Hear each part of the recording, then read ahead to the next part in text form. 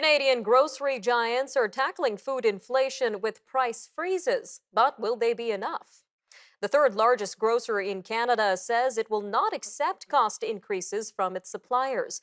This will be from November 1st to February 5th to keep grocery prices stable during the holidays. The announcement on Tuesday from Metro came a day after Loblaw said it would freeze prices on all its no-name products until the end of January. Metro says its move will apply to private label brands and national brand products. Meanwhile, Loblaw Companies is raising the supply chain handling fees that it charges suppliers of its grocery and drug stores. But will these moves be enough to support Canadians amid these skyrocketing prices? All right, well, joining us now to talk more on this is Janet Music from the Agri-Food Analytics Lab at Dalhousie University. Miss Music, welcome to Forum Daily. Hello. So let's get right to it. Will these price freezes and efforts to keep prices stable for certain products make any difference for Canadians who need relief from food inflation? Well, Loblaws is committed to keeping prices stable on their house brand, the no frills, that yellow, bright yellow packaging. And that really encompasses a lot of the staples: butter, milk, flour. So, absolutely, Canadians can take advantage of this opportunity to save money. And how are these moves likely to impact suppliers and workers amid inflation? Well, it's interesting because Loblaws is a very strong market player and they control that supply chain, and so often in a lot of those products they have a single provider, and likely they'll absorb the additional costs. And how is this rising cost of food impacting grocery stores themselves? Are they potentially reaping the benefits here? That's an interesting point. And Loblaws wouldn't probably do something like this if it wasn't to their benefit in some way.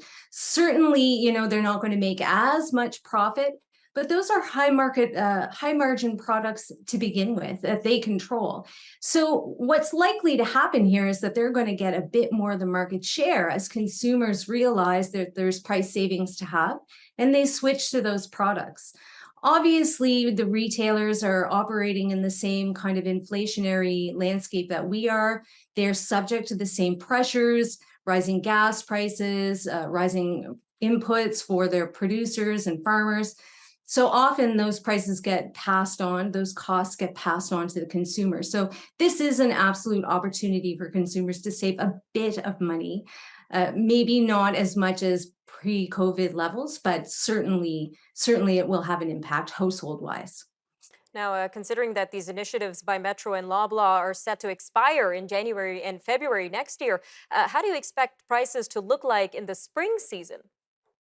Well, the food inflation number came out this afternoon and it was high, so higher than last month. We're approaching the 11% mark. Usually in Canada, prices go up during the winter season. The winter weather impacts the supply chain. Just, regular old blizzards will disrupt some supply chains. We get a lot of food imported into the country during the winter months. So once these freezes are over, prices will remain high.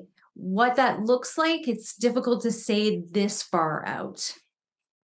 All right. Well, considering that food prices have been rising over overall inflation for 10 straight months, when can consumers expect these prices to reduce back to normal levels, Miss Music? Well, I think what we're going to have to do is redefine what the normal level is. It's unlikely that we'll go back to pre-COVID-19 levels for some prices. Certainly, climate change is this big X factor that impacts producers across the globe, not just in Canada. And really, inflation is a global issue.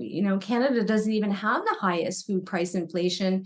The United States is at 13%. So, and then we have these geopolitical issues that impact the supply chain in ways that are not intuitive to the normal consumer. So we have to adjust what the new normal will be, and it's still in flux, unfortunately, until we see some of these events like the war in the Ukraine and these adverse weather events to kind of smooth out. Lots to keep our eyes on, Miss Music. Thank you again for joining us today on Forum Daily. Thanks for having me.